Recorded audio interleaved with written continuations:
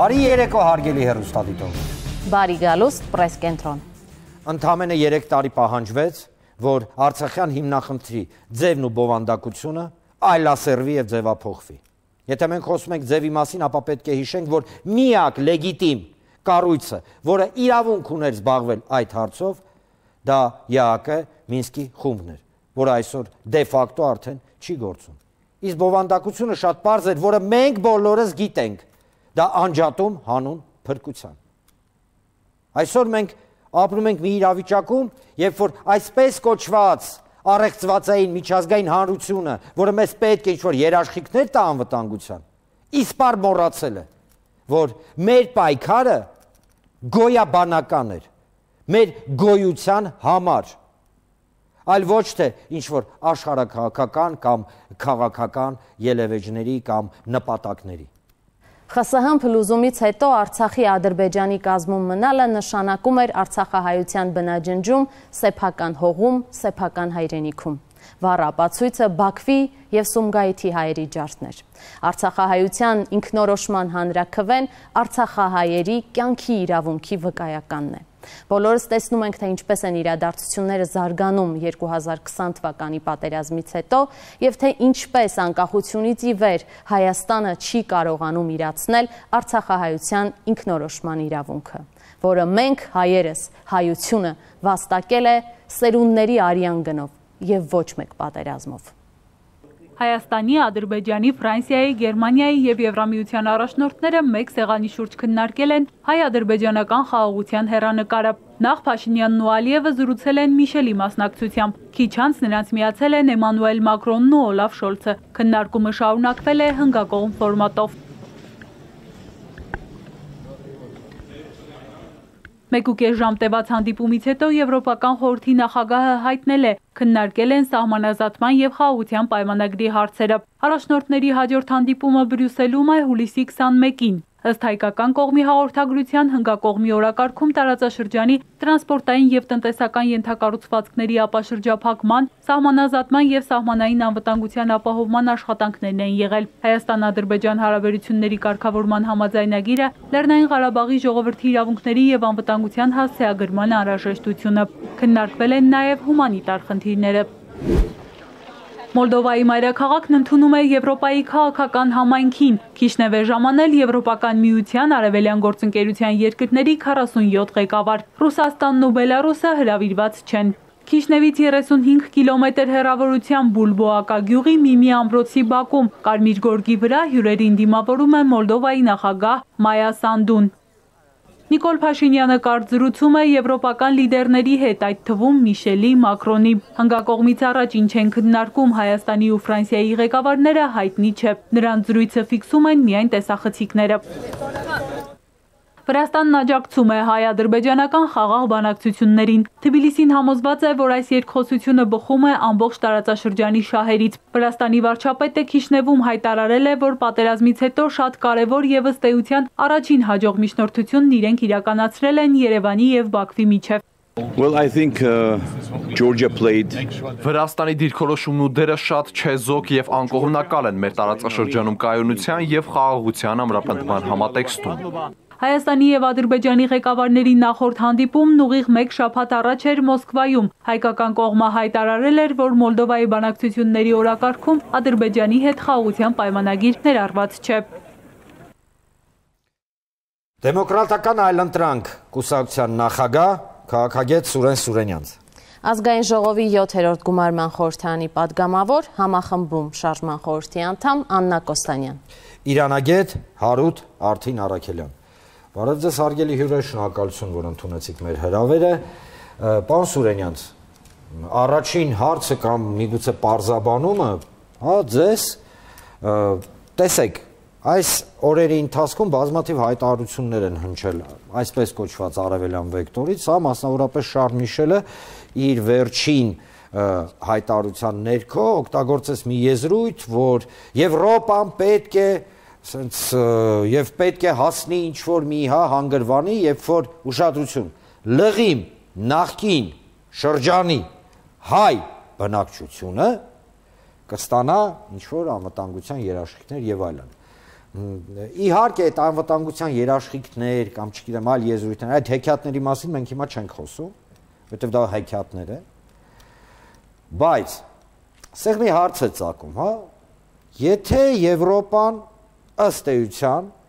հասկանում էր կամ հասկանում է, որ գոյություն ուներ լղիմ, եթե չեն սխալվում, իրանք լղիմ եզրույթը չէին օգտագործում։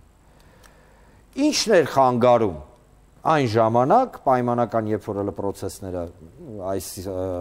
կետին չէին հասել։ Օրինակ նույն Եվրոպային կամ նույն Արևմուտքին ընդուներ լղիմ, հա, լղիմի օրինակ սուբյեկտությունը կամ ինքնորոշման իրավունք։ Շատ պարզ պետք է արձանագրենք, որ Միշելի հայտարարության մեջ բանալի արտահայտությունը նախկին լղիմում ապրող բնակչություն հայեր արտահայտությունը այստեղ նախքին բառն է բանալին,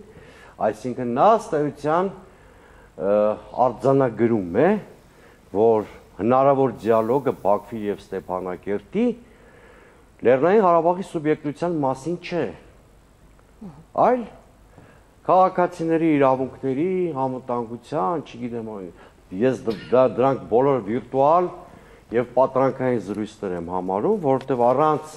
համընդհանրային կոնկրետ մեխանիզմի մատնանշման հնարավոր չէ խոսել որևէ համընդհանրության մասին։ Ավելին ասեմ, այն պարագայում, երբ որ Ալիևը ըստ էության դեմարշ է անում եւ չնայած այդ դեմարշը նրա արևմտյան մայրաքաղաքներում մարսվում է, եւ խոսում են թարապես Լեռնային Ղարաբաղի պետական ինստիտուտների ոչնչացման մասին, նման ձևով վիրտուալ խոսել անվտանգության եւ իրավունքների մասին նշանակում է լեգիտիմացնել Ալիևի այսպես կոչված ինտեգրացիայի կամ ռեինտեգրացիայի քաղաքականությունը։ Հիմա ինչից առաջացավ այս վիճակը։ Հոկտեմբերի 6-ին բազմիցս առիթ ունեցել եմ ասելու, Նիկոլ Փաշինյանը հետպատերազմյան դիվանագիտության ամենակոպիտ ճակատագրական սխալն է արել, կամ էլ այլ շարժառիթով է դրան գնացել, ես դա էլ եմ մտածում, օրինակ ռուսներին տարածաշրջանից դուրս մղելու։ Նա ճանաչել է Ադրբեջանի տարածքային ամբողջականությունը առանց փաստաթղթավորված երաշխիք պահանջելու Լեռնային Ղարաբաղի սուբյեկտության համար։ Անցած տարվա հոկտեմբերի 6-ից սկսած հենց Նիկոլ Փաշինյանի թեթև ձեռքով կամ ստորագրությամբ Լեռնային Ղարաբաղը վերածվել է Ադրբեջանի ներքին հարցի։ Հիմա որ բոլոր խոսակցությունները մենք լսում ենք Բրյուսելից, Միացյալ Նահանգներից, այդ խոսակցությունների հիմքում Լեռնային Ղարաբաղի սուբյեկտության թեզը չկա։ Պետք չի մենք մեզ խաբենք եւ մեր հասարակությանը խաբենք։ Մարսուրենյանց կներեք, որ ընդհատում եմ, շիտակ պետք է խոսել, որովհետև այն մարդիկ, ովքեր մեզ դիտում են, մեր քաղաքացիները, հա, պարզա, որ շատ պարզ եւ հստակ այս process-ի, հա, տրամաբանությունն են ուզում ցանկանում։ Փաստորեն ստացվում է, որ Շարլ Միշելը գեղեցիկ փաթեթավորում է, հա, հայերի, խոսքը գնում է արցախյան հայերի մասին, առայժմ, հա, որովհետև Հայաստանում բնակվող, հա, մենք բոլորս էլ չենք խուսափի ամենավատ զարգացումներից, այնուամենայնիվ արցախյան հայերի կամ տարհանման կամ բնաջնջման process-ը սս գեղեցիկ փաթեթավորեն մեզ բերեն տան, դա է տեղի ունենում։ Տեսեք, ես միշտ ասել եմ, որ այս հակամարտությունը, հատկապես աշխարհաքաղաքական կենտրոնների աչքերով, իրենց ազդեցությունը տարածաշրջանում հաստատելու մասին է, ու կոմունիկացիաների շուրջ վեճերն են հիմքում։ Հիմա մենք պետք է շատ հստակ հասկանանք Միացյալ Նահանգներն ու Եվրամիությունը ինչ են ուզում։ Նրանց ոչ Ղարաբաղն է հետաքրքիր, ոչ Ղարաբաղի 120,000 հայերի ճակատագիրը։ Ասեմ ձեզ ավելի Հայաստանն էլ է հետաքրքիր։ Հա, ոչ էլ Հայաստանն ու Ադրբեջանը։ Այդ դեպքում ի՞նչն է հետաքրքիր։ Նրանց հետաքրքիր է մի այնպիսի հետ կոնֆլիկտային կոնֆիգուրացիա, որը Ռուսաստանի դուրս մղումն է ապահովելու տարածաշրջանից եւ Իրանի ազդեցության էական սահմանափակումը։ Եվ այս կոնֆիգուրացիայից դուրս արդեն մենք կարող ենք, այսինքն նրանց գլխավոր նպատակը հասնելն է, եթե լոկալացնենք զրույցը, հասնելն է մի իրավիճակի, որ Լեռնային Ղարաբաղից դուրս գան ռուսական խաղապահ առաքելության զինծառայողները եւ այս պարագայում եկեք ինքներս դատենք, եթե ռուսական խաղապահ առաքելությունը, որ իր բոլոր թերություններով հանդերձ անվտանգության միակ երաշխիքն է այսօր Ղարաբաղի ժողովրդի անվտանգության, ասում են բոլոր իր թերություններով հանդերձ։ Եթե Ղարաբաղից դուրս է գալիս այդ առաքելությունը, Ղարաբաղը չի ունենում սուբյեկտություն։ Ամերիկացիք էլ նույնիսկ Ալիևի հետ պատրաստվում են քննարկել այսպես կոչված համաներումը ինչ պարամետրերով իրականացվի Արցախի էլիտայի։ Այս պարագայում ձեր կարծիքով այնտեղ հայեր ապրելու են, իմ կարծիքով միանշանակ ոչ։ Որովհետև ընդհանրապես մի շատ կարևոր բան կա։ Այլ խնդիր է, որ գոնե Արցախը ունենար սուբյեկտություն եւ լիներ Ադրբեջանի բաղկացուցիչ ինքնորոշման հեռանկարով։ Այլ խնդիր է Լեռնային Ղարաբաղը ճանաչել Ադրբեջանի անբաժանելի մաս, ունիտար Ադրբեջանի անբաժանելի մաս, որը չունի որևէ հեռանկար ինքնորոշման։ Դրա համար են ամերիկացիք համաներման մասին խոսում, որովհետև եթե Ղարաբաղը ճանաչվում է Ադրբեջանի անբաժանելի մաս, իսկապես պիտի քննարկվի սեպարատիզմի համար մարդկանց ներում են, թե չեն ներում։ Պարոն Սուրենյանց, եթե կարելի է, մենք շատ լավ հասկանում ենք Արևմուտքը ինչ է ուզում, շատ լավ հասկանում ենք մեր տարածաշրջանային, գերտերությունները ինչ են ուզում, բայց այս ամբողջ process-ներում Հայաստանի Հանրապետությունը ինչ է ուզում։ Իսկ Հայաստանի Հանրապետությանը լսող կա։ Ես մի քանի օր առաջ մի առիթով մի այլ եթերում ասել եմ, մենք շատ նման ենք Թումանյանի, այսինքն մեր ղեկավարը, փաստացի ղեկավարը երկրի, շատ նման է Հովհաննես Թումանյանի Գիգորին, Էստի համեցեքի մանով։ Հիմա տեսեք, Նիկոլ Փաշինյանի մոտ մի պատրանք կա։ Նրան թվում է, որ եթե մենք սիրաշահենք Արևմուտքին, դա պատրանք է իրականում, որտեղ ոչ մի ռեալ քաղաքական հաշվարկ տակը չկա։ Եվ ռուսների դուրս մղենք ռեգիոնից, հնարավոր կլինի Արցախը փորը տալու գնով փրկել Հայաստանի Հանրապետությունը, որը ասում են պատրանք է եւ իրեության բամբարոյական մոտեցում է։ Թողենք նույնիսկ պատրանք։ Գիտեք, ես արդեն կարծում եմ, որ ձեր ասած անձնավորությունը նույնիսկ Հայաստանի համար խնդիր կամ երաշխիք դրսերից չի պահանջում։ Ինքը արդեն ապրում է միշտ ձերբակալության Սաակաշվիլու կերպարով, այսինքն ինքը երաշխիքներ է պոկում կամ պահանջում իր անձի եւ ընտանիքի համար։ Ես չեմ բացառում, որ այս process-ի ավարտին նա ընտանիքով ոչ թե մենք Արևմուտքից երաշխիքներ ստանանք, այլ Փաշինյանն ու իր ընտանիքը որևէ արևմտյան մայրաքաղաքում հայտնվեն, այնտեղ էլ դասախոսություններ կարդան տարածաշրջանի ժողովրդավարական բաստիոնի նվաճումների մասին, ինչ նախանգարել, որ այսինքն Հայաստանը սուբյեկտություն չունի։ Մենք ունենք մի հատ ղեկավար, որը առանց օրակարգ ունենալու դեգերում է Մոսկվա, Բրյուսել, Վաշինգտոն այդ եռանկյունու մեջ։ Ոչ, մենք ունենք օրակարգ, մեր օրակարգը խաղաղությունն է ամեն գնով։ Եվ հիմա փնտրում ենք երաշխավորներ։ Խաղաղություն միջոց։ Փնտրում ենք երաշխավորներ, պարոն Սուրենյան։ Որպես նախկին падգամավոր, փորձառու քաղաքական գործիչ, որ դիվանագիտություն ունենում է տարբեր ռեժիմներ։ Դա եւ խաղաղությունն է եւ պատերազմը, դրանք միջոցներ են։ Խաղաղությունը չի կարող նպատակ լինել։ Խաղաղությունը միջոց է, որը պիտի ապահովի քո երկրի անվտանգությունն ու բարեկեցությունը։ Նիկոլ Փաշինյանի պատկերացրած խաղաղությունը, ես մի կուսակցություն եմ ներկայացնում, ամենը ջատագովներից մեկն է խաղաղության օրակարգի, բայց Նիկոլ Փաշինյանի ներկայացրած օրակարգը դա օրակարգ է կապիտուլյացիայի պարամետրերի մասին, ավելի շուտ դա իր օրակարգն էլ չի։ Դա հրամցված օրակարգ է, որի հայաստանյան սպիկերը ինքն է։ Կներեք, այստեղ պարզապես մի պարզաբանում եւ անցնենք առաջ, առանց անձնավորելու։ Զուտ process-ներ, որովհետեւ պարոն Սուրենյան, ցենց սկսվում է, անձնավորումը, անմիջապես մարդիկ, ովքեր մեզ դիտում են, միանգամից հիմնական բուն իմաստը գործընթացի մոռանում են եւ սևեռվում են անձերի վրա։ Դրա համար կրկնեմ Տիկին Իսայանի հարցը։ Տեսեք, Նիկոլ Փաշինյանը, իր թիմը, ասում է հետևյալը, ասում է ժողովուրդ ջան,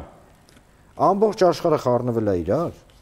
տուրը դմփոց է, մենք չունենք ոչ դաշնակից, ոչ սայուսնիկ, հասկանալի կամ անհասկանալի պահերով։ Հիմա, եթե մենք ուզում ենք խուսափել ընդհանուր բնաջնջումից, դա իրանց կոնցեպտն է, ապա մենք պետք է համաձայնվենք ներքուստ, ինչքան էլ մեզ ցավոտ լինի, զիջենք ոչ միայն Արցախը, այլ նաև Հայաստանի ինքնիշխան տարածքները համաձայնվում են բոլոր այդ պայմանների, այդ դեպքում հնարավոր է, հաստատ չի, եթե չեմ սխալվում, նույնիսկ sense են ասում, հաստատ չի, բայց հնարավոր է լինի խաղաղություն։ Հիմա դուք որ ասում եք, ինքը sense, նենց, հիմա մարդիկ հենց հիմա նայում են, հարց են տալիս, Սուրենյաց պատերազմ ես ուզում։ Անձերից դուրս կգամ, անձերից դուրս։ Չէ, դուք ճիշտ հասկացեք, հարց, բա Սուրենյաց ուզում եք պատերազմ։ Մենք մոտեցմանը վերանալով անձերից։ Ուրեմն, այո,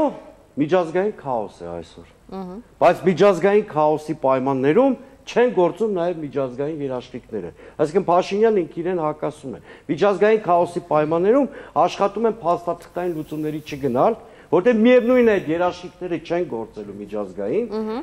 ընդհանրապես դու զիջելու ես բանակցային դիրքեր, որը ավելի վատթարացնելու է քո վիճակը։ Սա մեկ։ Երկրորդ, հիմա ենթադրենք, մենք անկլավները տալիս ենք այդ ամենից զիջելու տրամաբանության մեջ, Տիգրանաշեն ու այն մյուս Տավուշի մասին։ Եկեք ճիշտ խոսանք, Հայաստանի Հանրապետության ինքնիշխան տարածքները, մոռացեք անկլավ արտահայտությունը, ինքնիշխան տարածքները։ Տալիս ենք Ադրբեջանին։ Հենց սա նոր պատերազմի ամենամեծ ականն է լինելու։ Կազուս բելի ենք ստեղծում, որովհետև այդ տարածքների շուրջ լարվածություն ստեղծելով Ադրբեջանը միշտ նոր պատերազմի առիթ է ստանալու։ Եվ երրորդը, Նիկոլ Փաշինյանը մեզ հասցրել է այս առանց բայցերի խաղաղության կոնցեպտի շրջանակներում մի հատ վտանգավոր պահի։ Տեսեք ինքը անդադար արդարացիորեն դժգոհում էր, ասում էր, օրինակ հապկի առաքելությունը չեմ ընդունում, որովհետև քաղաքական գնահատական չի տրել, չէ՞ մեր սահմանների նկատմամբ ոտնձգություններին։ Այսօր ինքը ասում է, մենք կադաստրի թուղթ վկայական չունենք։ Այսինքն այս մարդը ինչի համար հապկին էր մեղադրում։ Այսօր ինքն է բարձրաձայնում, բա որ դու սահման չունես, կադաստրի վկայական չունես։ Ինչի նկատմամբ ոտնձգությունը օտարները դատապարտը չունեսը ճակերտներում։ Իհարկե, իր մտածողությամբ հասկանանք էլի դա ճակերտներում։ Այսինքն Նիկոլ Փաշինյանը խաղաղության այդ կոնցեպտը գեներացնելով, պսևդո խաղաղության ես կասեի, ապա լեգիտիմացրել է Հայաստանի Հանրապետությունը, սարքել է պետական կնիքից զրկված մի տարածք, որից յուրաքանչյուրը փորձում է այդ կտորը վերցնել։ Այո, բայց հենց այստեղ թույլ տվեք մեջ բերեմ Նիկոլ Փաշինյանի հենց այսօր արված, գրառումը։ Ուզում եմ որպես Հայաստանի Հանրապետության վարչապետ հասնել մի արդյունքի, որ մեր ապագա սերունդներին թողնեմ Հայաստանի Հանրապետության կադաստրի լրացված եւ ամբողջական վկայական։ 30 տարի հայ եւ որդի Ալիևների նարատիվն է դա եղել, որ Հայաստանը ապօրինի պետություն է եւ հասնենք կարգավորման, որպեսզի Հայաստանը դառնա օրինական պետություն։ Հիմա Նիկոլ Փաշինյանը ասում է, մենք 30 տարի ապօրինի պետություն ենք եղել։ Դուք կիսում եք ձեր գործընկերոջ կարծիքը Տիկին Կոստանյան։ Այո, բնականաբար կիսում եմ, որովհետև ըստ էության նման հայտարարություն գրող եւ վարչապետի աթոռը զբաղեցնող անձը իլուր աշխարհի հայտարարում է, որ Հայաստանի Հանրապետություն սուբյեկտը արդեն ոչ թե Արցախ, այլ Հայաստանի Հանրապետություն սուբյեկտը գոյություն չունի։ Եվ սրանով ոչ միայն այս պահին է հարվածներ հասցնում Հայաստանին որպես միջազգայինորեն ճանաչված պետություն, այլև ապագա սերունդներին թողնում է մի կարգավիճակում երկիրը, որ հեղեղուկ անհասկանալի առանց ձևակերպումների եւ դեռ պարզել չէ արդյոք ապագայում կունենա այդ հստակ կնիքը պետական, որով հաստատում է, որ Հայաստանի Հանրապետությունը օրինական պետություն է։ Ինչ վերաբերում է հարավ, արևելք, արևմուտք եւ տարբեր ուժային կենտրոններ, բևեռներից երաշխիքներ մուրալուն, այս պահին զուտ մարդկայինորեն այդ անձի դեմքին նայելով մենք հստակ հասկանում ենք, որ ինքն արդեն գտնվում է ցայտնոտի մեջ, որովհետև հասկանում է, թե ինչպիսի աղետներ է բերել առաջին հերթին ինքն իր գլխին, այնպիսի աղետներ, որի տակից դուրս չի կարողանալու գալ, հետևաբար արդեն այդ աղյողորմ հայացքով փորձում է սեփական անձի երաշխիքները փնտրել տարբեր կենտրոններից։ Ինձ ավելի շատ զարմացնում է այս պարագայում ոչ թե նրա արած հայտարարությունները եւ ամեն օր արված հարվածները, հասցված հարվածները Հայաստանի Հանրապետությանը, ել չեմ ասում Արցախին, այլ իր թիմակիցների կողմից այդ աջակցությունը, որ պարբերաբար շարունակում է ստանալ։ Փաստացի տվյալ անձը, որը զբաղեցնում է Հայաստանի Հանրապետության վարչապետի աթոռը, հանցագործություն է գործում Հայաստանի Հանրապետության սահմանադրության եւ բոլոր օրենքների դեմ, Հայաստանի Հանրապետության քաղաքացիների դեմ իր թիմի ամբողջական աջակցությամբ։ Հետևաբար այս մարդիկ պետք է հստակ գիտակցեն, որ շատ մոտ ապագայում ես ոչ թե հույսով եմ, այլ այդ ուղղությամբ որպես քաղաքական գործիչ բոլոր ջանքերը ներ եմ դնելու, որ եւ ինքը եւ իր թիմի բոլոր անդամները կանչվեն պատասխանատվության եւ կրեն պատիժ Հայաստանի Հանրապետության բոլոր օրենքներով, ամենածանրագույն պատիժը։ Ընդ որում այդ պատիժը կրելու ընթացքում իրենք նաեւ պետք է ականատես լինեն, թե ինչպես է Հայաստանի Հանրապետությունը աստիճանաբար վերագտնում իր ինքնիշխանությունը եւ կայունություն ձեռք բերում, ինչպես նաեւ դառնում գործոն տարածաշրջանում, այն էլ տարածաշրջանային շատ ծանր իրավիճակում։ Մեզ միշտ հարցնում են, արդյոք Հայաստանը հնարավորություն ունի լարված, այս աշխարհաքաղաքական վերաձևումների ֆոնին կարող է արդյոք ունի այդ ուժը, ունի այդ վստահությունը եւ ռեսուրսները, իրականում մեզ ներարկել են եւ բոլոր քաղաքացիներին, որ մարզ ուզում եք գնացեք, այդ անորոշությունը բոլորի դեմքին դաջված է շատ հստակ ձևի, որ մենք ապիկար, անորոշ, շատ թույլ կարողություններ անճար վիճակում ենք գտնվում եւ ելք դավաճան, որ մեկը ասենք։ Ինչ ասես։ Այո, իրականում այս բոլոր որակները շատ միտումնավոր ձևով տարբեր տեխնոլոգիաների միջոցով մեզ համոզել են, որպեսզի այս իրավիճակը ստեղծվի եւ ճակատագրական պահին, երբ որ պետք է որոշում կայացվի, արդյոք մենք օրինակ հրաժարվում ենք Արցախից կամ Ալիևյան ընտանիքի տարածած այդ թեզերը մենք ինքներս տարածում ենք, հայտարարելով, որ Հայաստանի Հանրապետության ինքնիշխան տարածքում անկլավներ գոյություն ունեն, ձեռքներս լվանանք, հաշտվենք միայն այն իրավիճակի հետ, որը Հայաստանում կարելի է որպես ուղղակի տարածք ապրել, ունենալ տնտեսական որոշակի զարգացվածություն եւ այս տարածաշրջանում բավարարվել միայն դրանով եւ որոշիչ դեր չունենալ Հայաստանի ապագայի կերտման, ել չեմ ասում Արցախի ինքնորոշման հարցը առաջ տանելու ենթատեքստում,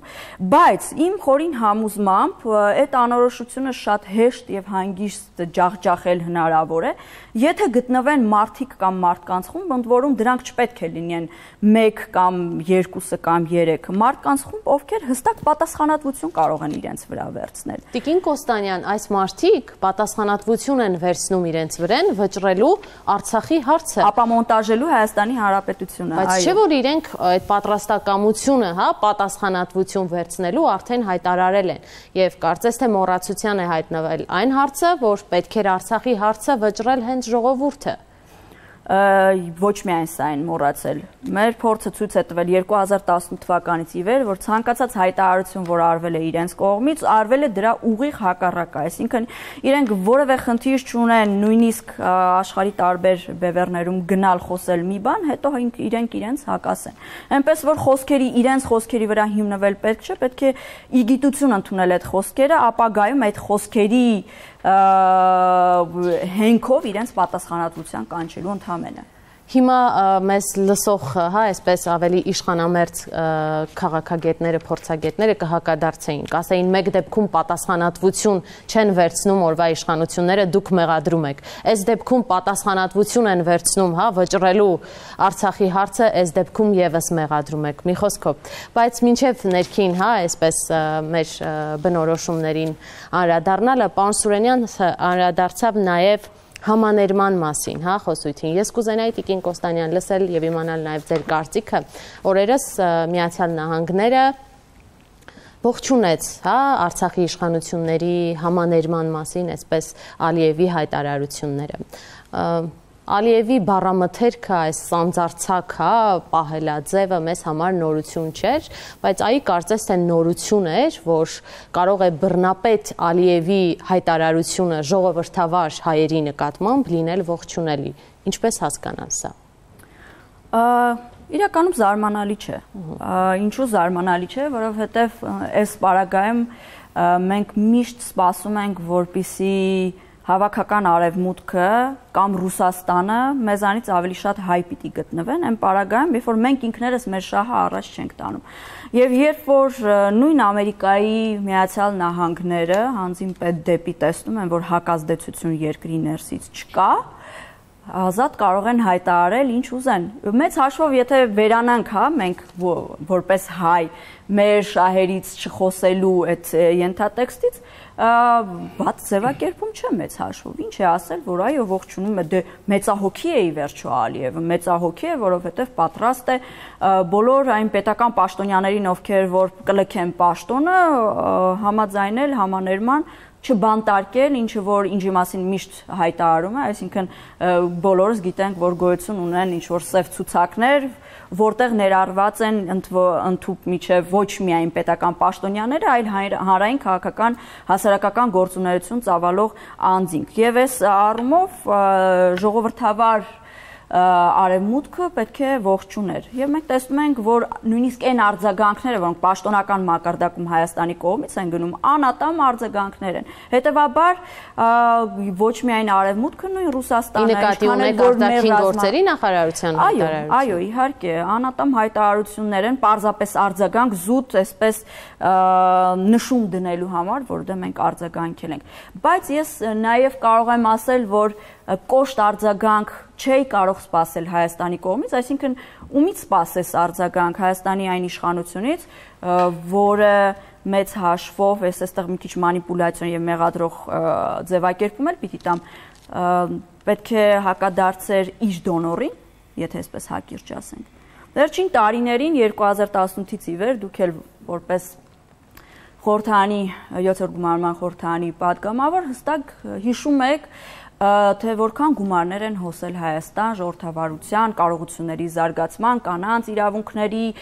չգիտեմ, երեխաների իրավունքների պաշտպանության, վատ չէ, բայց երբ որ այդ ծավալի դրամական միջոցներ են հոսում մի երկիր, դա նաև ենթադրում է, որ տվյալ երկիրը կաշկանդվածություն է ձեռք բերում եւ ունենում է կախվածություն հենց այդ դոնորներից։ Հետևաբար абսուրդ է ասել կամ մտածել, որ հակազդեցություն, կոշտ հակազդեցություն պետք է լիներ Հայաստանի Հանրապետության կողմից։ Մի կարճ ճշգրտում եւս, ինչպես հասկանալ այդ Ալիևի հայտարարությունը, հա, արդյոք Արցախի ինստիտուտների ապամոնտաժումը եւս բանակցությունների առարկա է։ Ես կարծում եմ այն բանակցությունները, որոնց մասին մենք բացարձակ պատկերացում չունենք, եւ այն երկխոսությունները, որոնց մասին խոսում են օրինակ Արցախից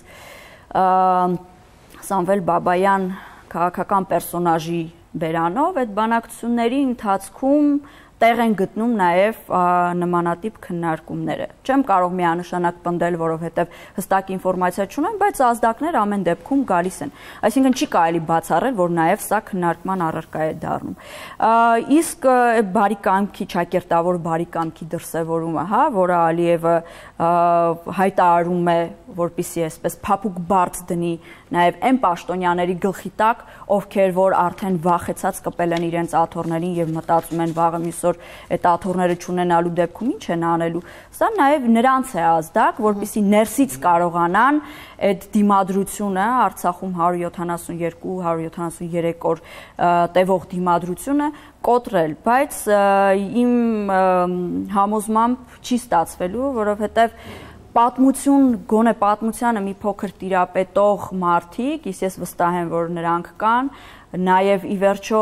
պատմական հիշողություն այդ մարդիկ ունեն, թե ինչպիսի հարաբերություններ են ունեցել նույն այդ ադրբեջանցիների հետ, շատ լավ հասկանում են, գիտակցում են եւ հիշում են, որ չի լինելու այդ սին խոստումները, որ տալիս է Ալիևը, եւ ընդամենը մեկ նպատակ են հետապնդում էթնիկ զտման ենթարկել եւ դատարկել Արցախի տարածքը։ Այստեղ պարզապես որ ավելի պարզ լինի, հա, ինչ են ասում ըստ էության ամերիկացիները, ամերիկացիները ասում են հետեւյալը, որ իրանք ողջունում են, որ դահիճը պատրաստ է ներել դեմոկրատ, այո, դահիճը պատրաստ է ներել զոհին, որովհետև զոհը համաձայն չէր, որ դահիճը իրեն սպանի, այսինքն մի քիչ, հա, ավելի պարզ լիրիկական ձևակերպում տվեցիք, բայց այո, ըստ էության։ Այո, պարոն Առաքելյան, տեսեք,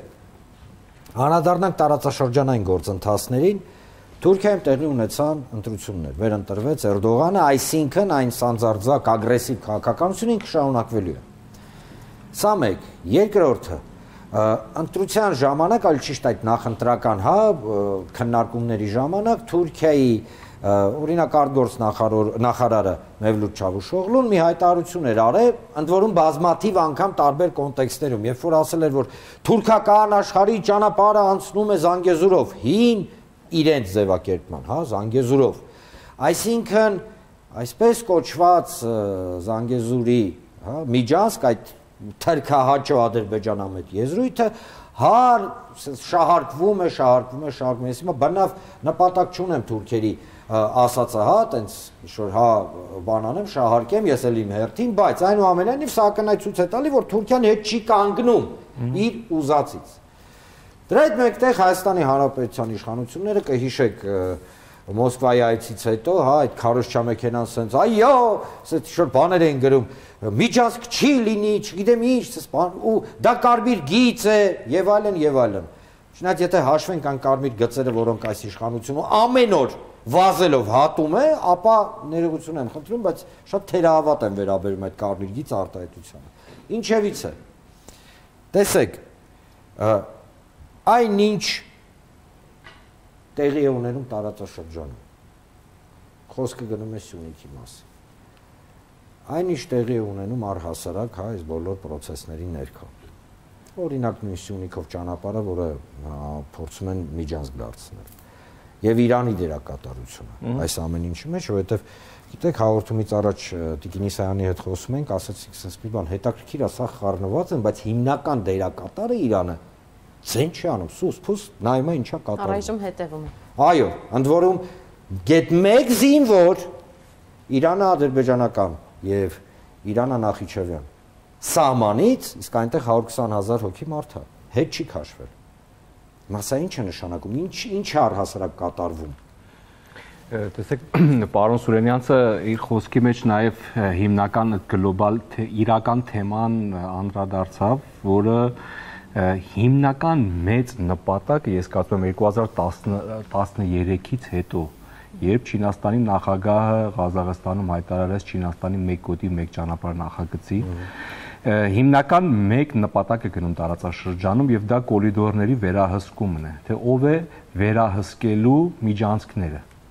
Եվ այդ պայքարն է հիմնականում գնում եւ հիմա մենք տեսնում ենք մեր տարածաշրջանում ինչքան էլ որ ասենք Արցախյան հարցը, Հայաստանյան հարցը մեզ հուզող հարցեր են, բայց սա այն գլոբալ մեծ նախագծի մեջ է, որտեղ պիտի տարածաշրջանից հեռանան ռուսական եւ իրանական գործոնը եւ ազդեցությունը։ Հիմնականում պայքարը տեղ է գնում, որ հիմա անգամ մենք տեսնում ենք, օրինակ կարող է Փաշինյանն ու Ալիևը գեղեցիկ դիվանագիտական պասերով են խաղում, որի արդյունքում մենք կարող է տեսնենք, որ այդտեղ ինչ-որ բանակցություններ ա գնում, բայց երբ որ խորանում ենք, տեսնում ենք նույն այդ նպատակին է ծառայում, որի արդյունքը լինելու է տարածաշրջանից Ռուսաստանի եւ Իրանի ազդեցության հեռացում եւ թուլացում։ Հիմա նույնն էլ, ասենք, տեսեք Իրանի դեպքում են անում։ Իրանը շատ ճիշտ նշեցիք, որ բանակը պահել է սահմանում, արդեն մի այդ սահմանում նոր խնդիր է առաջանում, արդեն Աֆղանստանի սահմանում, որտեղ ասենք երկրի մեծ լինելով կարող ենք պատկերացնենք, որ քանի տեղ պատերազմները արդեն հյուծելու են այդ երկրին, եթե պիտի նման բան գնա, բայց process-ը հիմնականում նաև Իրանին լրացնելն է տարածաշրջանում, որտեղ եթե հիշում եք, չէ, Իրանը ժամանակին ասում էր Հայաստանի տարածքային ամբողջականությունը իր կարմիր գծերն է, որը կարծում եմ հայաստանյան իշխանությունները հոդս ցնդեցին այդ նաև հայտարարությունները, որ տեսնում ենք հիմա Իրանը նաև չի էլ դա հայտարարում արդեն։ Դե ինչ հայտարարի, կներեք, եթե Հայաստանի Հանրապետության իշխանությունները կասկածի տակ են դնում Հայաստանի Հանրապետության առհասարակ իրավական գոյության բոլոր իմաստը։ Եվ հենց դա հիմա տարակուսանք առաջացրել Իրանում, երբ Փաշինյանը խոսեց Չակերտյալ, ասենք, անկլավների հանձնման մասին, հիմա տեսեք Իրանում ինչ են պատկերացնում, որ ասում են սա հենց ինչ որ իրանք ճիշտ էին պատկերացնում, մենք ելը ձեր եթերում դրա մասին անդրադարձել ենք, որտեղ Իրանը ինչու չմտավ լուրջ այս թնջուկի մեջ, որովհետև հայտարարեց, որ սա ծուղակ է իրեն, ոչ թե սպառնալիք։ Սա ծուղակ է, որտեղ նպատակ ունի Իրանին պատերազմի մեջ ներկա չի տարածաշրջանում։ Եվ դրա համար իրենք լռեցին եւ պարզապես իրենց սահմաններում մնացին։ Հիմա երբ Փաշինյանը հայտարարում է ճակերտյալ անկլավների հանձնման մասին, հիմա Իրանը նայում ասում է, եթե ես միջև այսօր ասել եմ, որ Հայաստանի տարածքային ամբողջականությունը կարմիր գիծն է Իրանի համար, որտեղից Իրանի շնչափողն է դեպի Եվրոպա եւ ԵԱՏՄ տնտեսական շուկաներ, Հայաստանի ղեկավարը հանձնում է երկրի երկու միջազգային մայրուղին։ Հիմա եթե ինչքան էլ Իրանը ասի, որ Հայաստանի իմ գործընկերն է, Հայաստանի իմ կարմիր գծերն են, բայց ներսից Հայաստանը արդեն իր երկու մայրուղիները հանձնում է, որտեղ արդեն Իրանը չի կարող անգամ մտածի հյուսիս-հարավ 3 կորիդորներից մեկը, որը Հայաստանն էր, դա գործարկի Հայաստանում։ Ում հետ պիտի գործարկի? Պիտի գործարկի Ադրբեջանի հետ, որտեղ ընդամենը 162 կիլոմետր աշտաստառա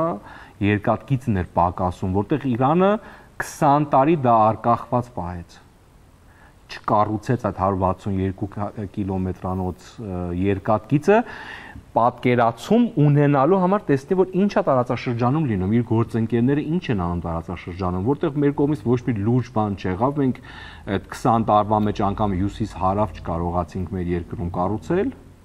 ու դրանից հետո շատ բնական է, որ հիմա պիտի գան եւ այս իրավիճակում միջազգային, որտեղ արդեն Ռուսաստան-Իրան համագործակցությունը գերկարևորություն է գտնում երկու կողմերի համար, գան եւ համատեղ կառուցեն 162 կիլոմետրանոց երկաթգիծը։ Փաստացի հյուսիս-հարավ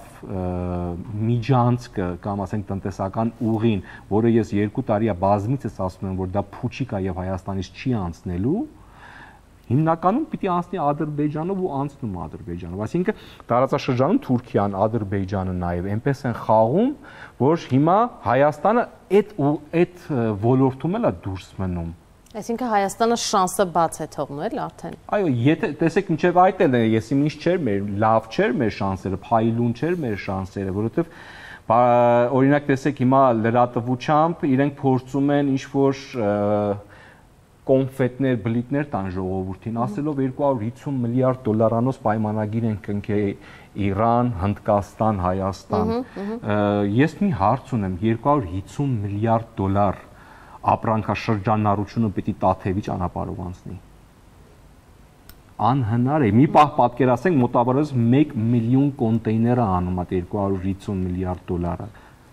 Այսինքն դա չի կարող անցնի Տաթևով։ Ուրեմն դա հիմնականում այն բլիթն է, որը տալիս են ժողովրդին, որ ժողովուրդը հանգստանա, ասի, վայ, մեր երկիրը արդեն տեսեք ինչ մեծ պայմանագրեր է կնքում, ես ինչ քանի երրորդ դիվանագետի միջոցով, ոչ թե երկրի առաջի դեմքերի միջոցով նաև։ Հետևաբար, այդ որ մենք ունենք ինչ որ շանսեր, որ մենք կարողանանք նաև այդ տնտեսական ուղիների վրա հայտնվենք, դա էլ են կորցնում, բայց դա ես կարող եմ ասեմ, որ դա այդքան էլ չի արվում Հայաստանի դեմ, դա արվում է օրինակի համար Իրանի դեմ, պարզապես մենք ենք ընկնում տեղ ոտնատակ, որտեղ այս Հայաստանը այս քաղաքական կամ ասենք այս տարածաշրջանային խաղի մեջ ավելի փոքր խաղացող է, քան մյուս խաղացողները, ու սա չի արվում պարզապես Հայաստանին չեզոքացնելու կամ Հայաստանին ոչնչացնելու, կարող է դա տանի դրա արդյունքում Հայաստանի, ասենք, չասենք ոչնչացում, բայց տարածաշրջանում կորցնելու բազմաթիվ շանսեր, բայց դա հիմնականում արվում է Իրանի ճամփաները դեպի Եվրոպա եւ դեպի Ռուսաստան փակելու եւ թողնել այն ճանապարհները, որտեղ վերահսկվում է թուրքական գործոնի միջոցով, որտեղ Իրանը այդպես կվերահսկվի։ Հիմա եթե գանք հակառակը նայենք, ինչի համար Էրդողանը կամ ասենք անգամ իր ընդդիմադիրը իր խոսքերը շտկեց, ասելով որ թուրքական աշխարհը անցնում է հիմնականում Զանգեզուրի միջանցքով։ Տեսեք, Չինաստանից դեպի Եվրոպա հիմնականում 3 գլխավոր կորիդոր կա։ Հյուսիսային կորիդորը իրենք Ռուսաստան-Ուկրաինա պատերազմով ոչնչացրեցին, հարավային կորիդորը, որը Իրանով է անցնում, արդեն կրկին անգամ Աֆղանստանի սահմանը ապկայունացնելով այդ էլ է շարքից դուրս գալիս։ Եվ մնում է հիմնականում միջին միջանցք կոչվածը, որտեղ անցնում է Կենտրոնական Ասիայի այդ թրքական աշխարհ կամ միություն կոչվող երկրների միջոցով եւ այդտեղ ընդամենը կա Հայաստան։ Այսինքն կամ ավելի խորացված ասենք կա Տաջիկստան եւ Հայաստան, որը չեն մտնում այս բանի մեջ, ոնց որ ասած այդ կորիդորի մեջ, ու իրենց պարտադրում են դա։ Տաջիկստանին պարտադրում են Ղրղըզստանի հետ ամեն անգամ սահմանային պատերազմներ, բան ինչ որ կա, ու Հայաստանին էլ հիմնականում այսպեսով պարտադրում են, որ դու պիտի ոչ թե դառնաս խաղացող միջին միջանցքում, այլ ընդամենը դառնաս դիտորդ լրես, որ քո միջոցով պիտի անցնի այդ բոլորը։ Սա է, ես չեմ կարծում, որ մենք ինչքան էլ որ ներկա իշխանությունները մեր ժողովրդին փորձում են համոզեն, որ եթե մենք Թուրքիայի հետ խաղաղություն կնքենք, այնպես չի, որ մենք պատերազմ ենք ուզում, բայց խաղաղություն կնքելը նաև պիտի ունենա իր ձեռքբերումները, թե մենք ինչ ենք ձեռքբերում այդ խաղաղություն կնքելով։ Եթե մեր իշխանությունները փորձում են համոզեն ժողովրդին, որ մենք այդ սահմանները բացելով տնտեսական ուղիների վրա ենք նստելու Միջեգրական ծովից, Սև ծովից մինչև Չինաստանի պատեժ, բայց չեմ կարծում, որ թուրքական գործոնը, որը մեր երկու կողմը նստած է, դա թույլ տա, որ մենք դա վայելենք։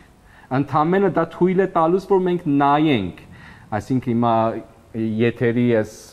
կարող ասենք էթիկայից մի քիչ դուրս որպես անեկդոտ կա, որ ասում են իրանական մի անեկդոտ կա, ասում են, որ հրեան կնոջ հետ քայլում է փողոցում, ասում են, ինչ լավ խորովածի հոտ է գալի, ամուսինն ասում է, թե լավ կին լինես, մի անգամ էլ կշրջեմ, տես որ այդ հոտը զգաս։ Հիմա նույն մեզ դրել են այդ վիճակում, այսինքն ոչ թե մենք պիտի այդ խորովածի համը վայելենք, մենք պարզապես այդ հոտով պիտի բավարարվենք, որ մեր տարածաշրջանը մայրուղիների վրա է նստած։ Ընդհատվեն գովազդով։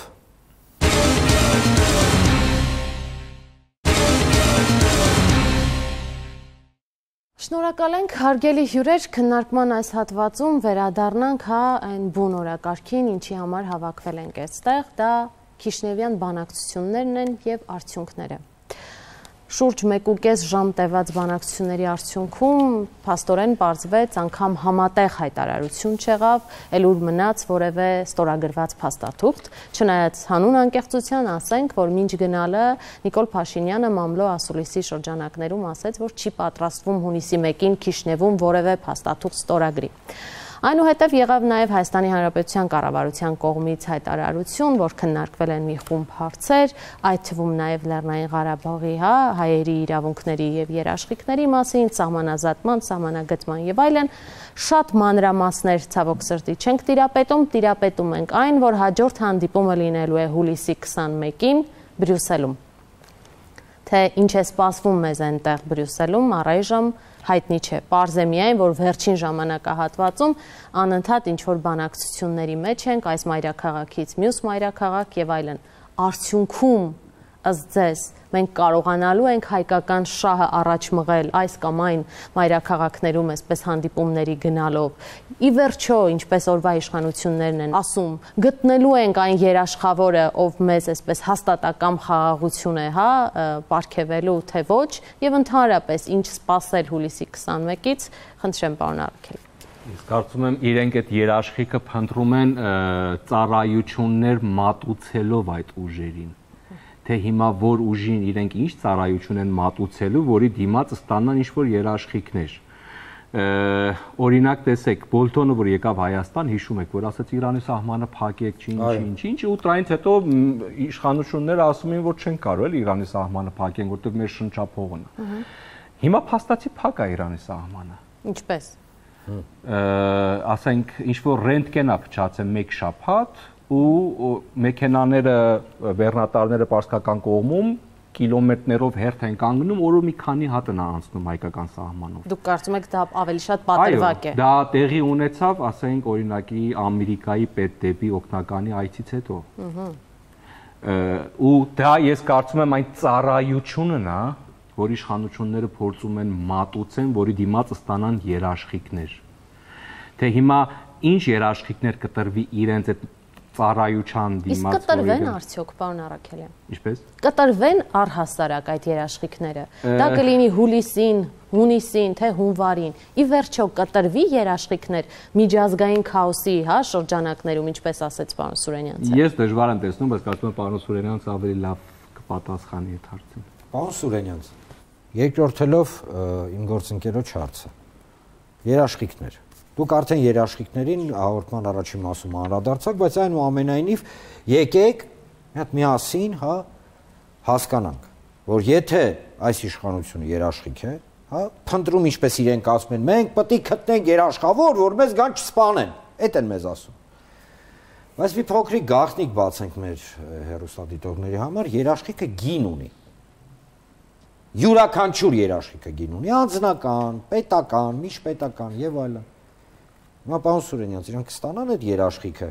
Ու իրանց համար չէ, դե լավ, Հայաստանի փաստացի չստացանք։ Բրյուսելում հույս ունենք, որ կստանանք։ Հայաստանը երկու տիպի երաշխիքներ է փնտրում, եկեք էս էլ հստակեցնենք, որ մեր հեռուստադիտողին պարզ լինի, մեկը քաղաքական ռևերսի համար, ստրատեգիական։ Արմեն Գրիգորյանը պարզ ասել է, չէ, որ համընդհանրային երաշխիքներ են փնտրում։ Դա ստրատեգիական ռևերսը ապահովելու համար է։ Այդ հայտարարությունը այնքան ծիծաղելի ու անհեթեթ է, որ նույնիսկ լուրջ քննարկել չարժի, որտեղ շատ նման է լիստեյմում վաճառքի հայտարարություն տալու։ Անվտանգության երաշխիքներ չեն փնտրում, քո ունեցած օրակարգով ձևավորում են շահագրգիռ պետությունների հետ։ Հիմա գանք այս կոնկրետ խաղաղության process-ի մոդերատորությանը, որը դարձյալ այն մասին է, թե ով է լինելու Հարավային Կովկասում հիմնական մոդերատորը, որտեղ ով եղավ խաղաղության գործընթացի երաշխավորը կամ երաշխավորները ովքեր եղան, նրանք էլ ըստ էության դառնում են այսինքն շոշափեն ստրատեգիական կողմնորոշման հարցը, հա։ Պարզա որ այստեղ շատ դաժան պայքար է գնում Ռուսաստանի եւ Արևմուտքի միջև եւ դա չեն էլ թաքցնում, երկու կողմերն էլ չեն էլ թաքցնում։ Ու այստեղ գալիս են գլխավոր խնդրին։ Հանուն ինչի պիտի Հայաստանը կատարի այդ ստրատեգիական ռևերսը, որովհետև պարոն Աբովյանը ճիշտ ասեց, յուրաքանչյուր ռևերս ունի գին։ Այն գինը, որ քեզ են տալու եւ այն գինը, որ դու ես վճարելու։ Հիմա արդյոք մենք երաշխիք ունենք, որ մեր այն հավակնությունները, ազգային հավակնությունները, որոնց չբավարարման հետևանքով հիասթափված ենք Մոսկվայից, բավարարելու են արևմտյան կենտրոններում։ Իհարկե չունենք այդ երաշխիքները, հակառակը։ Ասեմ ավելին, հակառակը, եթե ավելի վճռական են մեզ փուրը տան։ Օրինակ, եթե Մոսկվայում մեզ խոստանում էին, ու եթե մենք խելոք լինեինք, միջև ուկրաինական կամպանիա գնայինք դրան, շահեկան վիճակում կլինենք, օրինակ, եթե մեզ Մոսկվայում խոստանում էին Լեռնային Ղարաբաղի կարգավիճակի արկախում, արևմտյան կենտրոններում ասում են ինտեգրում ունի դառ Ադրբեջանի։ Հիմա այդ ռևերսով մենք շահելու ենք, թե կորցնելու ենք։ Երկրորդը, եթե ռուսական կողմի մոտեցումը այն էր, որ այսպես կոչված անկլավների հարցում պետք է պահպանվի ստատուս քվոն, այսինքն այն վիճակը, որ այսօր գոյություն ունի, փոխանակում չէր ենթադրվում, չասենք ինչի, որտեղ դա ռուսական շահերից էր նաև բխում, այո։ Մենք տեսնում ենք, որ արևմտյան մայրաքաղաքներում քննարկվում է բացարձակապես այլ բան, եւ մեր վարչապետը այդ նարատիվներից ազդված երեք այդ անկլավների փոխանակման ճակերտավոր գործընթացը հանգեցնում էր ճանապարհ էսկոմ կտանենք, ենկոմ կբերենք, մի գերագնահատեք Տիգրան Ախշենը, պարոն Սուրենյան։ Ընդհանրապես կարելի է Երևանն էլ չգերագնահատել։ Չէ, դե ամենից Պարոն Սուրենյանց, մեր հողը, հայրենիքը, տունը։ Հիմա եթե այս տրամաբանության են գնում, ես գլոբալ անտագոնիզմի պայմաններում չեմ պատկերացնում, ինչպես է հնարավոր այդ միջազգային երաշխիքների ինստիտուտի գործարկումը։ Չեմ պատկերացնում, որովհետև տեսեք, ենթադրենք արևմուտքում եկան պայմանավորվածությունները, ենթադրենք մի բան ունենք, որ հուլիսի 21-ին, բայց ես ավելի կարևոր եմ համարում հուլիսի 12-ի հանդիպումը անկեղծ ասած։ Վաշինգտոն։ Արգորս նախարարները Վաշինգտոն են, որտեղ Եվրամիությունը ինքնուրույն սուբյեկտություն չունի որևէ խնդիր լուծելու, առանց Միացյալ Նահանգների հովանու։ Հիմա ենթադրենք այս process-ը տարավ նրան, որ Գրանադայում կամ հենց հուլիսի 21-ին ինչ-որ համաձայնությունների եկան արևմտյան միջնորդներով։ Սա արդյոք բերելու է խաղաղության պայմանագրի իմպլեմենտացիայի։ Ոչ, որովհետև Նույն այն քարտեզները, ինչի մասին երեք խոսում էր Նիկոլ Փաշինյանը, որի հիման վրա դելիմիտացիա, դեմարկացիա իրականացան, գտնվում են Ռուսաստանի Դաշնության զինված ուժերի գլխավոր շտաբում եւ միայն։ Այսինքն այս հարցում փորձագիտական աջակցություն կարող են եւ իրական մոդերատորություն կարող են միայն ռուսները ապահովել։ Մյուս կողմից ես չեմ հասկանում արևմտյան կառույցները գետնի վրա չունենալով ներկայություն տարածաշրջանում ինչպես են իմպլեմենտացնելու համաձայնությունները։ Այստեղ մի հարց, ոչ թե հարց, այլ մի դրվագ։ Այ հիմա մարդիկով նայում են, ու չեմ ասի շատերը, մի մարդը կասի ՆԱՏՕ-ն ա գալու մեզ փրկի։ ՆԱՏՕ-ն, հենց այս առոգանությամբ։ Ես սկզբունքորեն եւ ամենայն պատասխանատվությամբ նաեւ հարգարժան արևմտյան դիվանագետների հետ իմ շփումներից եւ շփումների քեյսից ելնելով, այսպես ասեմ, պաշտոնապես հայտարարում եմ, որ ՆԱՏՕ-ի անդամ որևէ երկիր, այդ թվում մեզ իսկապես բարեկամ Ֆրանսիան, որևէ շահ չունեն դաշնակցել Հայաստանի հետ ընդդեմ Ադրբեջանի, առավել ևս Թուրքիայի։ Այսինքն միանշանակ է, որ արևմտյան որևէ պետություն այն պարագայում, երբ մենք կոնֆլիկտ ունենք Ադրբեջանի հետ եւ կնճռոտ հարցեր ունենք Թուրքիայի հետ, չի վերցնելու իր վրա Հայաստանի անվտանգությունը ապահովելու բեռը։ Սա ես ասում եմ ամենայն պատասխանատվությամբ, ավելին կարծում եմ ժամանակն է, որ մանավանդ պետդեպի Հայտի հայտարարությունից հետո պսևդո արևմտամետները Հայաստանից, ես դրանց հաստիկային կամ պսևդո արևմտամետներ եմ համարում, որտեղ իրենց ասածը իրական ունիվերսալ արևմտյան արժեքների հետ որևէ աղերս չունի, ներողություն խնդրեն ժողովրդից, առնվազն անցած տարվա սեպտեմբերից մինչև հիմա կեղծ նարատիվներով եւ պատրանքներով ժողովրդին կերակրելու համար։ Անդադ խոսում են սկանդինավներից ինչ-որ կարող եք ասել, այդ որ երկիրն է, որ հակադրվելով Ադրբեջանի հետ կհամաձայնվի խաղապահարակելություն ուղարկել Արցախ։ Հերիք չէ սկանդինավյան բանով, հեքիաթով ժողովրդին խաբել։ Նախ այդ հայտարարությունը հնչեցվել է Ամերիկայի նախընտրական պայքարի ինչ-որ կոնտեքստում, որին անմիջապես հետևել է սկանդինավների հայտարարությունները, որ իրենք նման պատրաստակամություն չունեն։ Ֆրանսիական հեծելազոր կամ զորք, ամերիկյան F-16-ներ Հայաստան չեն գալու։ Ես ավելին ասեմ, դաժան բան եմ ասելու։ Աշխարհի շատ երկրներ ուշադրությամբ հետևում են ռուս-ուկրաինական պատերազմին եւ ունեն տարբեր սցենարներ։ Օրինակ, որ Ռուսաստանը հաղթի, այս ինչ են շահելու, որ Ուկրաինան հաղթի, այս ինչ են շահելու։ Օրինակ, մեր հարևան Ադրբեջանը առանձնապես երկուսից որևէ մեկի շահելու դեպքում շատ չի տուժում, որտեղ հաջողացրել է Էրդողանի օրինակով փայլուն հարաբերություններ պահպանել թե Մոսկվայի հետ, թե Ուկրաինայի։ Միակ երկիր է տարածաշրջանի, որ Ուկրաինայում Ռուսաստանի հնարավոր պարտության պարագայում, ինչ ես քիչ հավանական եմ համարում, ֆիասկոյի առաջ է կանգնելու Հայաստանն է։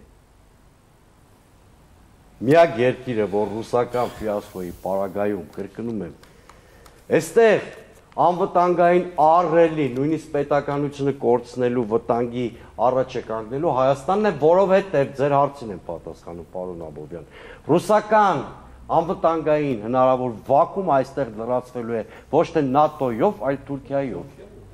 Այսինքն ՆԱՏՕ-ի երկրներից միակ երկիրը դա Թուրքիան է, որը այսպես սպասում են, այդպես գովազդում։ Կարող է իրանք Թուրքիանի նկատի ունեն։ Մենք գտնվում ենք ռուսական, իրանական եւ թուրքական շահերի խաշմերուկում։ Եվ այստեղ եթե ռուսական վեկտորը թուրանում է, դրանից բխող թուրանում է նաեւ իրանական վեկտորը, ուժեղանում է թուրքական բաղադրիչը։ Խնդրեմ, ավելին ՆԱՏՕ-ի անդամ է։ Այո։ Դե եմ ասում էլի, որ ասում են ՆԱՏՕ-ն կգա, կարող է Թուրքիանի նկատի ունենալ։ Այս ռեգիոնին այողն է այսպես կոչված։ Հիմա տեսեք ինչ է բարձվում։ Գլխավոր երկու երկրի հետ մենք ունենք սերտ շահեր, ասենք Ռուսաստան եւ Իրան։ Մեր շահերը ավելի կապված են, ինչպես որ ասենք պարոն Սուրյանյանը շատ գեղեցիկ նշեց, անգամ անգլավդեի հարցը հետաձգել Արցախի կարգավիճակի մասին թողնել հետագա սերունդներին։ Դա այս իրավիճակում նաև մեր շահերից էր բխում, որը դա հայտարարում էր Ռուսաստանը, Իրանը այլ ձև էր հայտարարում, օրինակ 30 տարի Իրանը չխոսեց Արցախի կամ ինչպես Ադրբեջանն էր ցանկանում, չէ, գրավյալ Ղարաբաղի մասին, Իրանը չխոսեց, անգամ առևտուր էր անում, գալիս էր բենզինով, ամեն ինչով, հարաբերությունները պահում էր, պարզապես դիվանագիտական այդ էթիկան պահում էր, չէր ոչ մի բան երկու կողմին էլ ասում։ Հիմնականում մենք այդ երկու երկրի հետ ունենք շատ սերտ շահեր, կենսական, որը մենք հրաժարվում ենք ու գնում ենք այն հեքիաթի փերիի հետևից, որը չգիտենք այդ փերին իրականությունը թե իրականություն չէ, բայց այն երազում, որը ես մի օր որպես գեղջուկ ամուսնանալու եմ այդ փերիի հետ կամ չգիտեմ ինչ, ասենք այդ հեքիաթներով ենք առաջնորդվում։ Ցավալի է դա, երբ որ դրսից ես հայաստանյան դիվանագիտությունը մոնիտոր անում, մի պահ զարմանում ես, որ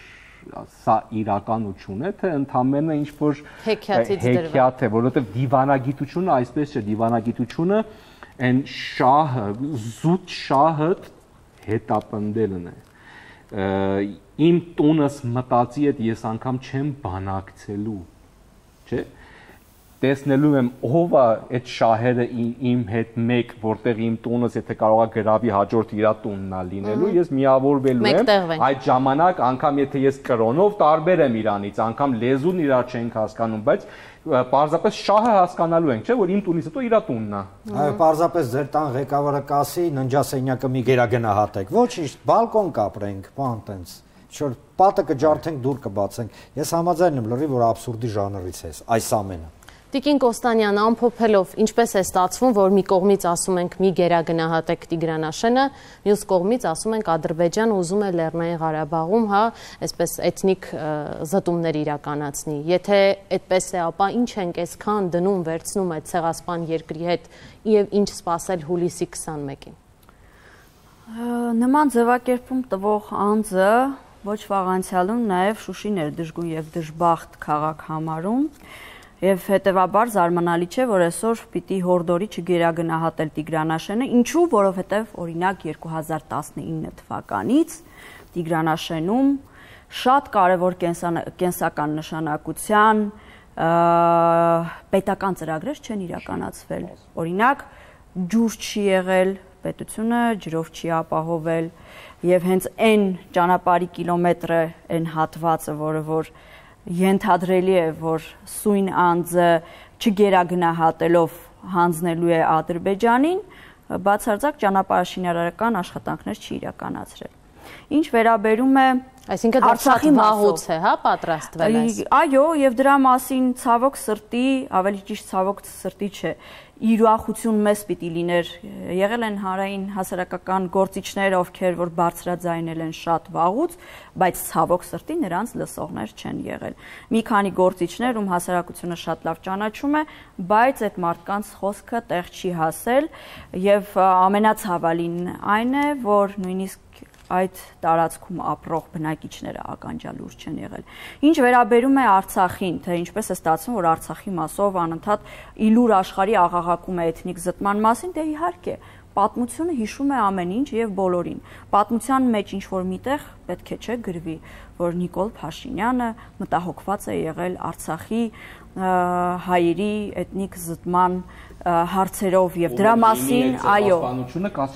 այո, մենք դրա մասին ասել ենք, բայց այն վնասները, որոնք որ եւ խոսքով եւ գործով հասցրել է մինչև պատերազմը, օրինակ հայտարարելով, որ Արցախը Հայաստան է եւ վերջ է, բոլորս էլ գիտեինք, որ Հայաստան է, բայց մարդ ով եկել էր իշխանության եւ զրոյական կետից էր ուզում սկսեր բանակցությունները եւ մեր վրա մատ էր թափ տալիս, թե ինչ ուզում է բանակցում է, իսկ այսօր ասում է, որ ես ոչինչ չէի բանակցում, այդ մարդը պարզապես սխալ քաղաքական հաշվարկներ է արել։ Ես չեմ ուզում ընկնել դավադրությունների գիրկը, որ վաղուց պլանավորված սցենարներով, ծրագրավորված ձևով, նպատակային ձևով եկել են, որպեսզի ստեղծեն այսօրվա իրավիճակը, բայց առնվազն կան փաստեր եւ իրողություններ, որոնք տեղ են գտել մեր իրականության մեջ եւ այդ փաստերի հետ մենք չենք կարող հաշվի չնստել։ Եվ այս փաստերը հաշվի առնելով, ես կարող եմ ասել, որ նույնիսկ լավագույն սցենարի դեպքում իրենց իրենց վարչակազմի եւ այս ղեկավարի մնալու պարագայում Հայաստանը ոչ մի տեղից երաշխիքներ չի կարող ունենալ նաեւ ոչ միայն ապագայի, որպես իրավական պետություն, հիմնավոր պետություն ունենալու, այլև տարական անվտանգային երաշխիքները չի ունենալու, որովհետև առաջինը քաղաքական էթիկա չունի, երկրորդը քաղաքական խոսք պահել չգիտի, չունի տարական դիվանագիտական մոտեցումներ, գիտելիքներ, չի հասկանում բացարձակ քաղաքագիտությունից, իսկ այն մարդը, այն ղեկավարը, որը պատկերացում չունի քաղաքագիտության մասին եւ չունի պատմական հիշողություն, այդ մարդը չի կարող որևէ երկրի համար որևէ երաշխիք խոստանալ։ Շնորհակալություն հարգելի հյուրեր։ Ինչպես արդեն նշվեց, հիմա էլ մենք սպասում ենք հունիսի 21-ին։ Գիտեք, իրականում կապ չունի հունիս, հուլիս, օգոստոս, կապ ունի այն, ինչի մասին առհասարակ բանակցում ենք։ Այո, բանակցում ենք, դուրներս գա թե չէ, այսօր Հայաստանն է բանակցում։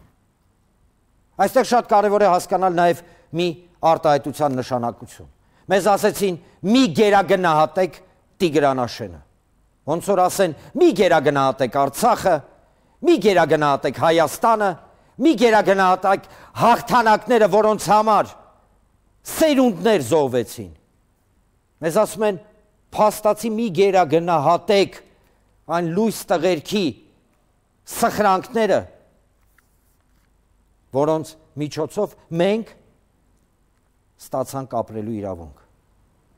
Եվ ի վերջո, ստացվում է այնպես, որ մեզ ասում են՝ մի գերագնահատեք ձեր իրավունքը ապրելու ձեր հայրենիքում։ Եվ եթե այսպես շարունակվի, ապա այսպես կոչված առեղծվածային կադաստրային սերտիֆիկատը մեզ բոլորիս համար կվերածվի մահվան վկայականի։ Ամփոփելով կարող ենք ասել, որ մեզ ամեն օր ասվում է մոտավորապես հետևյալը, որ չկան մնայուն արժեքներ, չկա մնայուն սկզբունք, չկա մնայուն հավատամք, ամեն ինչ հարաբերական է եւ կախված է պահից։ Հենց այսպիսի պատեհապաշտության հսկայական մրցավազքի մեջ է մեր երկիրը։ Ցավոք սրտի, այլ տարբերակ այս պահին մեզ չի առաջարկվում։ Փոխարենը առաջարկվում է, եթե պետք է, Տիգրանաշենին կարող ենք այլ անվանում տալ, եթե պետք է, Ստեփանակերտին եւս կարող է այլ անվանում տրվի։ Փոխարենը մեզ շատ հստակ եւ շիտակ կասվի՝ մի գերագնահատեք եւ մի դրամատիզացրեք, գոհ ու շնորհակալ եղեք, որ Երևանը դեռ Երևան է կոչվում։ Այսօր քննարկում ենք Քիշնևյան բանակցությունները եւ ոչ միայն։ Խաղաղություն մեր սահմաններին, իսկ թե ով էր ճիշտ։ Որոշում եք դուք, հարգելի հեռուստադիտողներ, կհանդիպենք հաջորդ ուրբաթ։